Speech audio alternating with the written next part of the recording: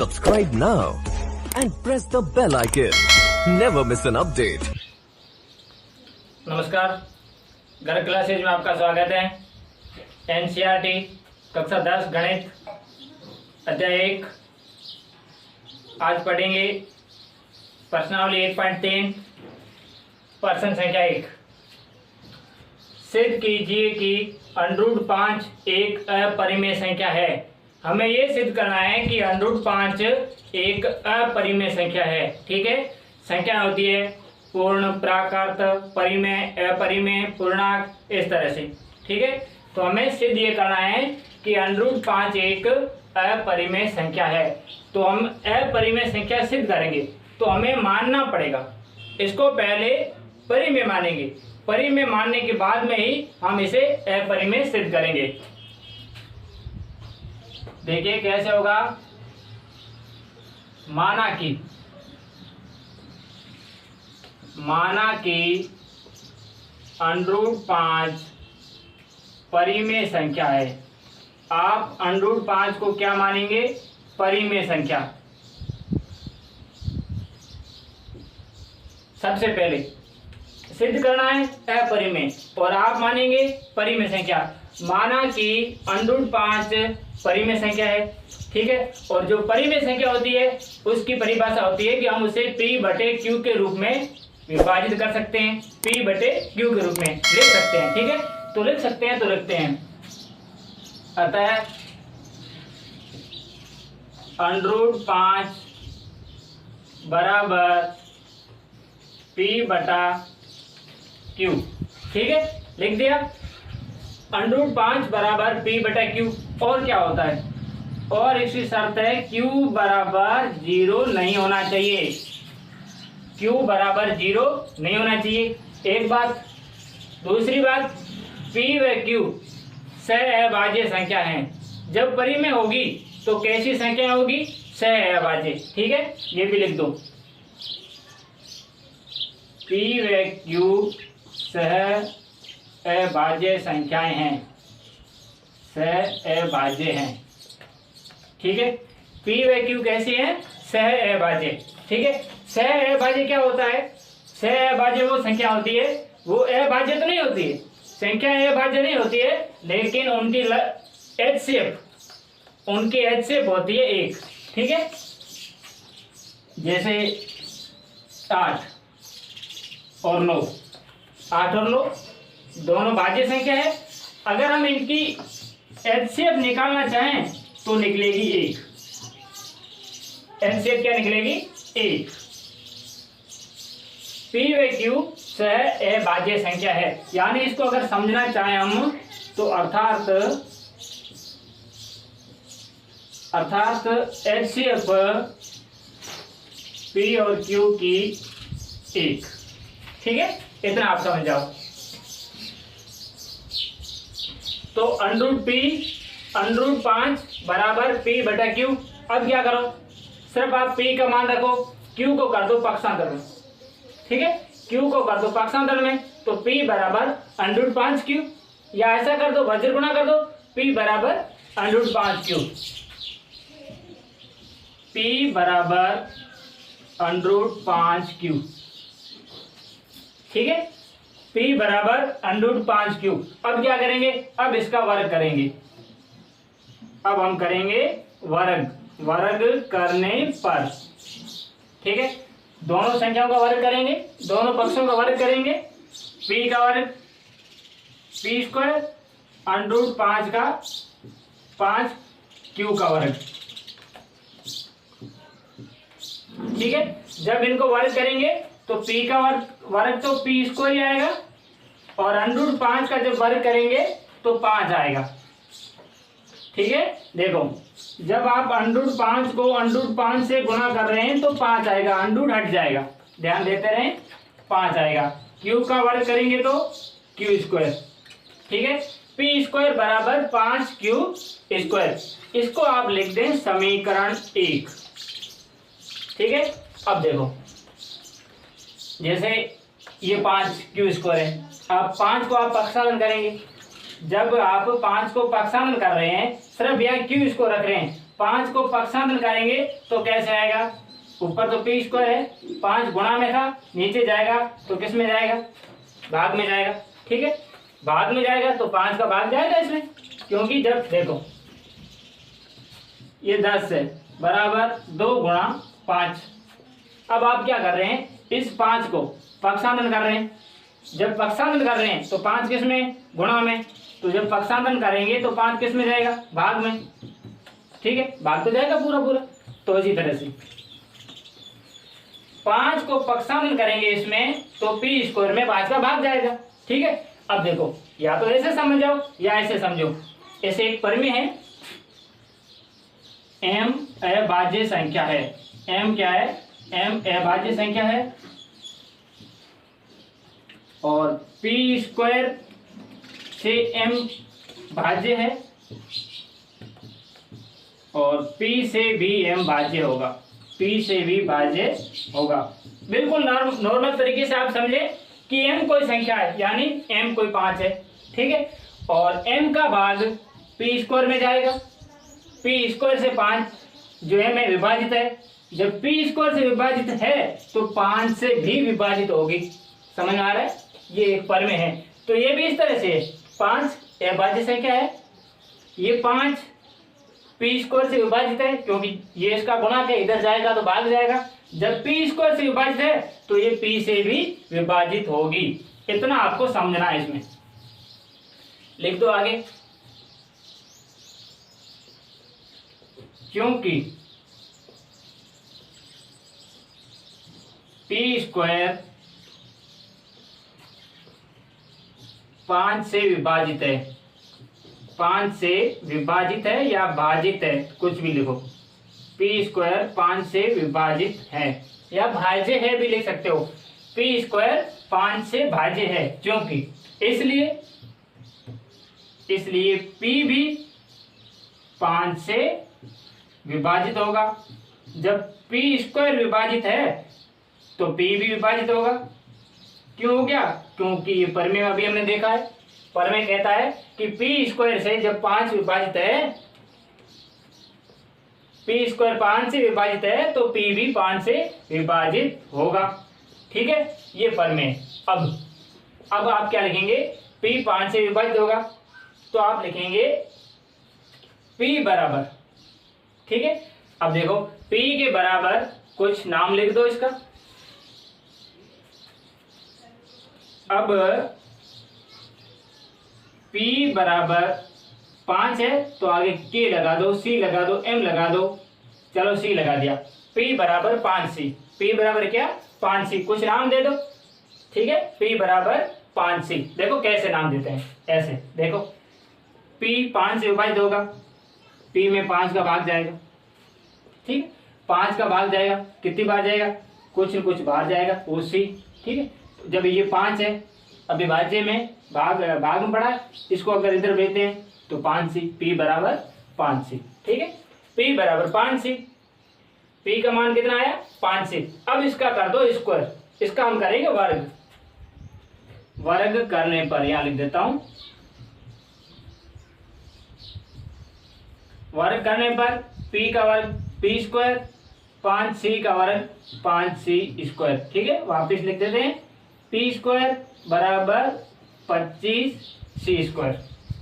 ठीक है, ये आ गया। P स्क्वायर का मान कितना आया, 25C स्क्वायर। अब देखो कहाँ देखेंगे, P स्क्वायर के बराबर 5Q स्क्वायर है समीकरण 1 में। इसको आप मान लो समीकरण 2 मान लो। ठीक है, P स्क्वायर का मान समीकरण 1 में रखने पर, P स्क्वायर का मान समीकरण 1 में रखने पर। ठीक है, अब देखो समीकरण 1 क्या है, समीकरण 1 है P स्क्वायर बराबर 5Q स्क्वायर। ठीक है, 5Q स्क्वायर, ये तो समीकरण 1 था, ये समीकरण 1 है। तो आप P स्क्वायर का मान रखेंगे तो P स्क्वायर का मान कितना है, 25C स्क्वायर। जहां पर P स्क्वायर है वहां कितना रखेंगे, 25C स्क्वायर।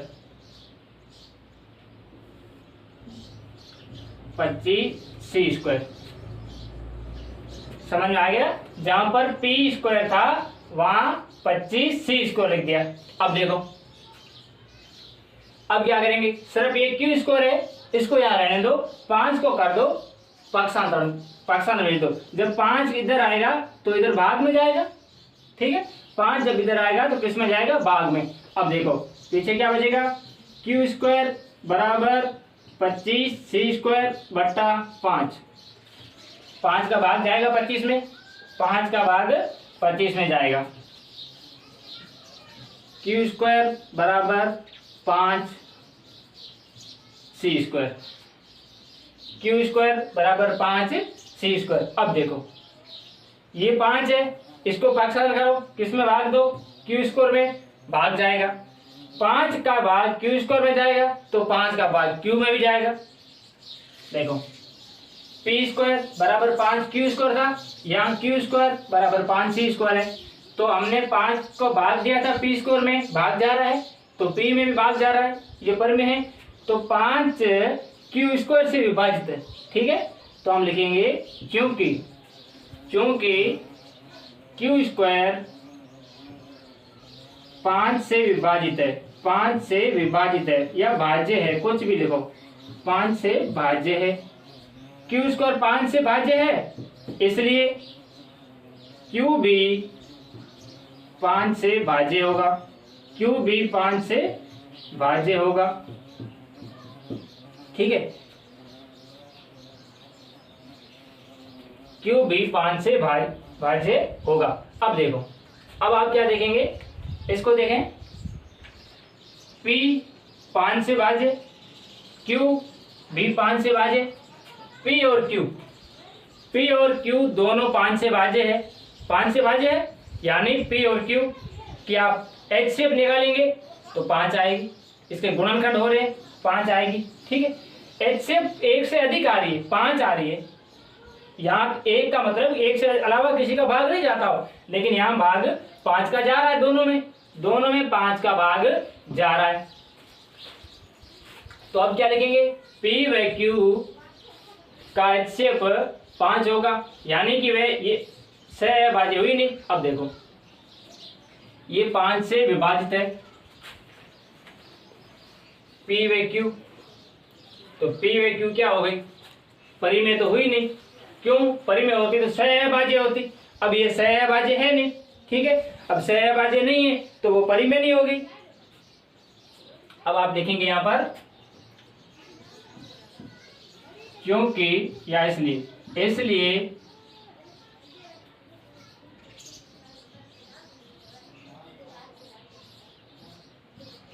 क्योंकि p व q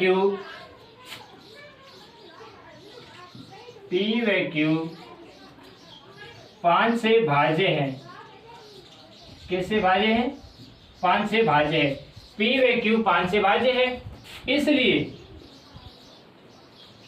p व q सह अभाज्य संख्या नहीं है, इसलिए p व q सह अभाज्य नहीं है। जब ये सह अभाज्य नहीं है तो ये परिमेय भी नहीं है, ठीक है। जब ये सह अभाज्य नहीं है तो ये परिमेय भी नहीं है, ठीक है। हमने कथन क्या माना था, हमने कथन माना था कि √5 परिमेय संख्या है, √5 के बराबर p बटे q हम लिख सकते हैं, p बटे q, ठीक है, क्योंकि वह सह अभाज्य है। लेकिन हमने यहाँ से ज्ञात किया तो p व q सह अभाज्य नहीं है, जब सह अभाज्य नहीं है तो p बटे q अपरिमेय है, ठीक है, यानी ये जो भी है अपरिमेय आ गया। अब देखो, अतः हमारा कथन विरोधाभासी है, हमारा कथन कैसा है, विरोधाभासी है, ठीक है। अतः हमारा कथन विरोधाभासी है, √5 एक अपरिमेय संख्या है, √5 एक अपरिमेय संख्या है। समझ में आया? हमारा कथन कौन सा, हमारा कथन था कि माना कि √5 परिमेय, अंडर 5 परिमेय लेके हमने परिमेय वाला सिस्टम किया तो वो तो हुआ नहीं। जब वो हुआ नहीं तो अंडर 5 क्या है, परिमेय नहीं है। अंडर 5 परिमेय नहीं है तो अंडर 5 क्या है, एक परिमेय संख्या है। बिल्कुल इंपॉर्टेंट सवाल है, वेरी वेरी इंपॉर्टेंट है। इस तरह से सवाल आएंगे एग्जाम में। आपसे अंडर 5 पूछ सकता है, अंडर 2 पूछ सकता है, अंडर 7। अब देखो अपरिमेय क्या होती है, अंडर 2 पूछ सकता है, अंडर 3, अंडर 5, अंडर 7, यहाँ पर चांस बनता है।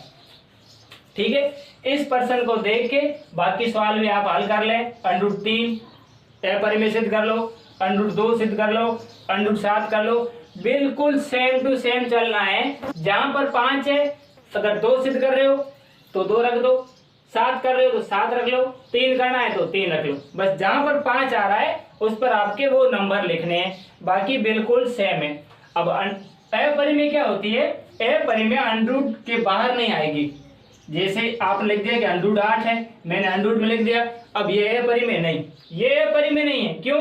क्योंकि 8 के गुणनखंड होते हैं 2 गुणा 4, ठीक है, 4 का वर्गमूल होता है, क्या होता है 2। अब ये तो 2 बाहर आ गया इसमें, तो आपके अगर अपरिमेय संख्या है तो इनसे बाहर कुछ नहीं आएगा, ठीक है, वो हो गई अपरिमेय। अब आपने सिद्ध कर लिया कि अंडर 5 एक अपरिमेय संख्या है, अंडर 5 भी अपरिमेय है, तो अंडर में जो भी संख्या है जो बाहर इसके गुणनखंड निकलकर बाहर नहीं आ रहा है वो सारी संख्या क्या है, अपरिमेय। अब आपको सिद्ध करना है कि 3 + 2 अंडर 5 एक अपरिमेय संख्या है। अब आपको इस संख्या को अपरिमेय सिद्ध करना है। बिल्कुल सरल है, ध्यान देते रहें। सबसे पहले हम मानेंगे कि ये एक परिमेय संख्या मानकर ही आपको हल करना है। जब भी आपसे पूछे कि अपरिमेय सिद्ध करो तो आप उसे परिमेय माना कि 3 + 2 अंडर 5 परिमेय संख्या है, ठीक है, परिमेय संख्या है। जब ये परिमेय संख्या है तो हम इसे P/Q के रूप में लिख सकते हैं, तो लिख दो 3 + 2 अंडर 5 बराबर P/Q, ठीक है। जब आप इसे P/Q के रूप में लिख सकते हैं तो Q बराबर 0 नहीं होना चाहिए, एक बात, और दूसरी HCF किसकी, P व Q की कितनी आनी चाहिए, 1 आनी चाहिए, ठीक है, तभी ये परिमेय होगी, नहीं तो परिमेय नहीं होगी। अब देखो, अब आप क्या करेंगे, जब ऐसी पोजीशन आ जाए, ये तो पहला लिखना है प्रत्येक में, ऐसी पोजीशन आ जाए, या इसको आप सहअभाज्य भी लिख सकते हो, सहअभाज्य। ऐसी पोजीशन आ जाए तो आप क्या करेंगे, अंडर सारी संख्या को यहाँ रखना है, बाकी संख्या को पक्षांतरण कर देना है, बस इतना सा याद रखना है और प्रश्न आसानी से हल हो जाएगा। पहले 3 को भेज दो,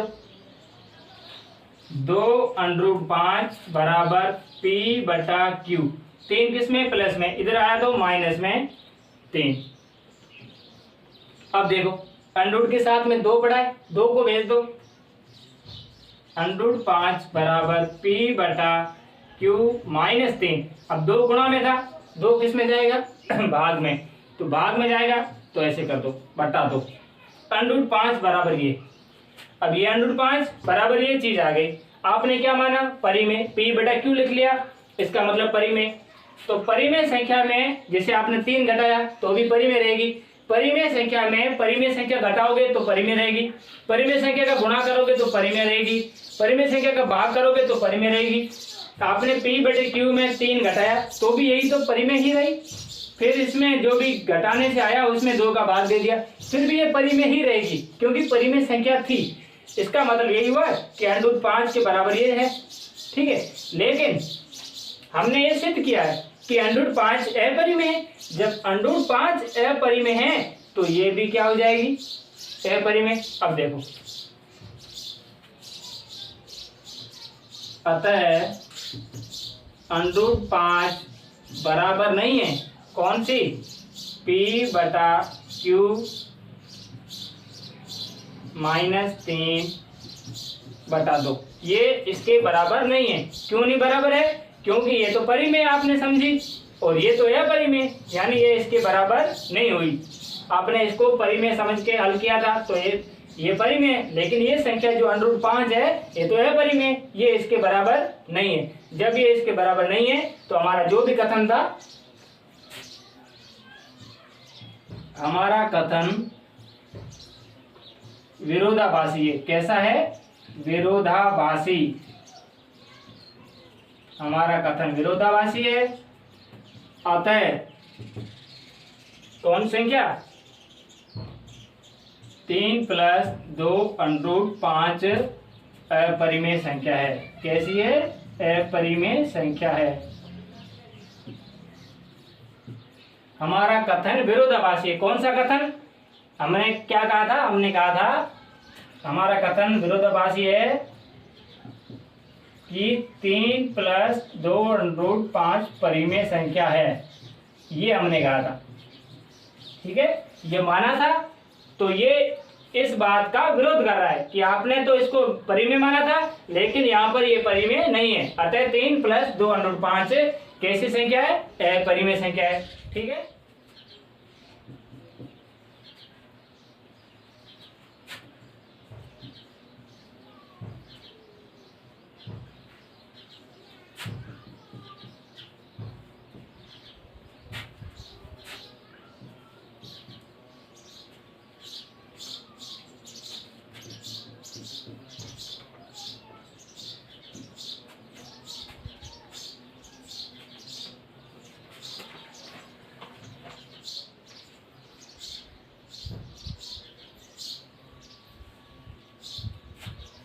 देखिए प्रश्न संख्या 3, तीसरा प्रश्न क्या कहता है? सिद्ध कीजिए कि निम्नलिखित संख्याएं अपरिमेय हैं। अपरिमेय संख्या सिद्ध करना बिल्कुल आसान है।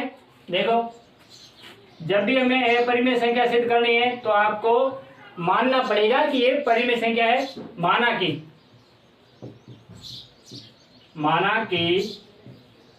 1/√2 परिमेय संख्या है। 1/√2 क्या है? परिमेय संख्या है। जब ये परिमेय संख्या है तो हम इसको किसके रूप में लिख सकते हैं? P/Q के रूप में लिख सकते हैं। जब P/Q के रूप में लिखेंगे तो Q बराबर 0 नहीं होना चाहिए, यानी ये कैसी संख्या होनी चाहिए? सहअभाज्य। ठीक है, अब देखो 1/√2, आपको यहाँ √2 रखना है, बाकी भेज देना है। लेकिन जब 1/√2 है तो इस संख्याओं को उल्टा कर दो। देखो 5/2, अगर ये परिमेय संख्या है तो 2/5 भी परिमेय संख्या होगी। ठीक है, इसको बदलने पर व्युत्क्रम कर दो, बदल दो। बदलने पर मैं लिख रहा हूं, बदलने पर बदलोगे तो √2 ऊपर रहेगा, बटे में 1 लिखो या मत लिखो।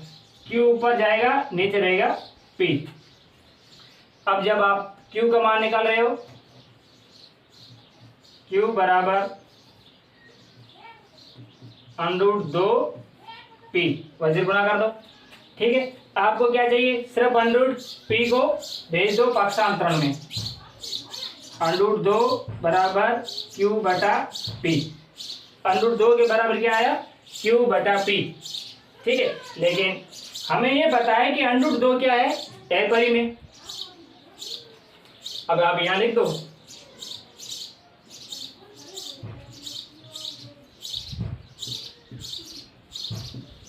यहां लिख दो √2 बराबर Q/P नहीं है। हम जानते हैं √2 अपरिमेय संख्या है। √2 क्या है? अपरिमेय संख्या। और हमारा कथन विरोधाभासी है। हमारा कथन कैसा है? हमारा कथन विरोधाभासी है। हमने कथन क्या किया था? हमने कथन कहा था कि 1/√2 परिमेय है। हमारा कथन विरोधाभासी है कि 1/√2 परिमेय है। ठीक है, ये भले मत लिखो, हमारा कथन विरोधाभासी है। अतः 1/√2 अपरिमेय संख्या है। कैसी संख्या है? 1/√2 अपरिमेय संख्या है। ठीक है, बिल्कुल सरल सवाल है, समझते जाएं।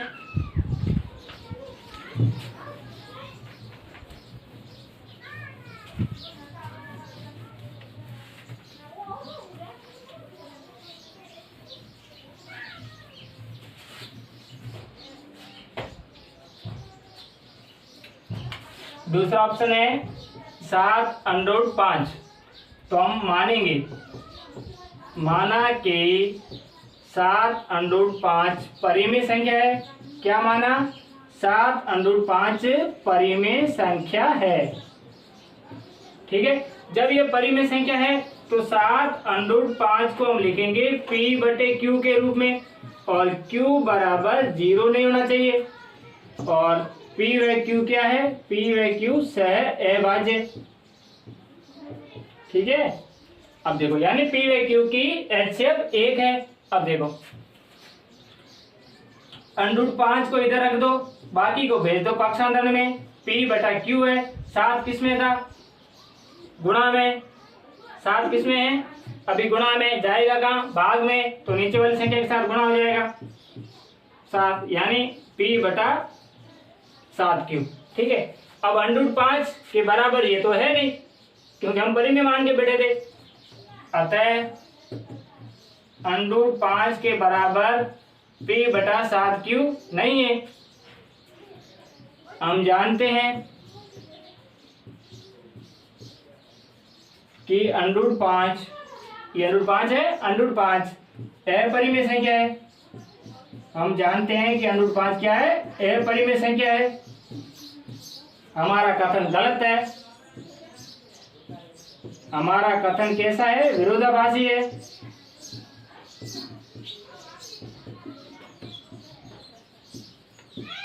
अतः 7√5 अपरिमेय संख्या है। 7√5 क्या है? अपरिमेय है। इति सिद्धम।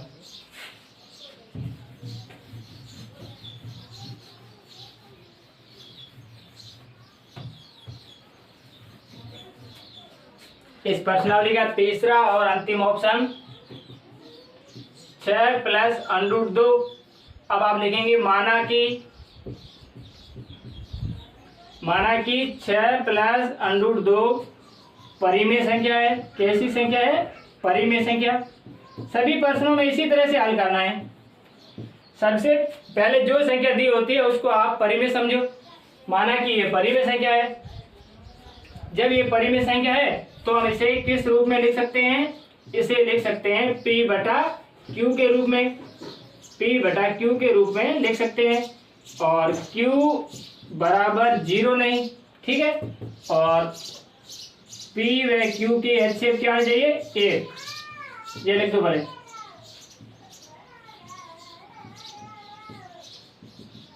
p/q की HCF 1। ठीक है, ये आनी चाहिए परिमेय संख्या के लिए, या ये सह-अभाज्य। एक ही बात है, सह-अभाज्य भी होता है। अब देखो, √2 को यहाँ रखना है। जब भी आप परिमेय संख्या सिद्ध कर रहे हैं, अपरिमेय, जब आप अपरिमेय संख्या सिद्ध कर रहे हैं तो लेफ्ट हैंड साइड बाईं तरफ सिर्फ √2 ही रखें। ये √2 में जो संख्या वो रखें, बाकी जो भी संख्या है उसको पक्षांतरण कर दें, और पक्षांतरण करोगे तो वो साइड में √2 बचेगा। आपको पता है कि √2 अपरिमेय और वो उसके बराबर नहीं है। अब देखो, √2 हमने यहाँ रख दिया। आगे क्या है? p/q, 6 प्लस का उधर भेज दिया, माइनस का 6। इसे हल नहीं करना है, बस ये देखो, √2 के बराबर क्या नहीं है? p/q - 6 नहीं है। ठीक है, हम जानते